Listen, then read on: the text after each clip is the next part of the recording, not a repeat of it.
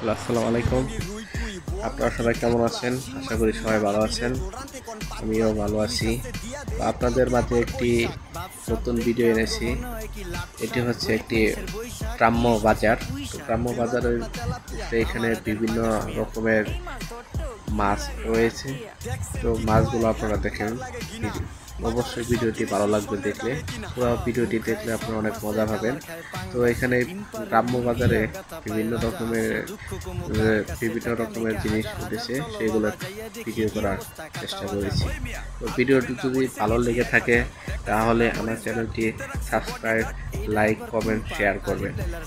আমার পাশে থাকলে আপনারা আরো ভালো ভালো ভিডিও পাবেন। আমি আপনাদের পাশে থাকবো। আল্লাহ হাফেজ।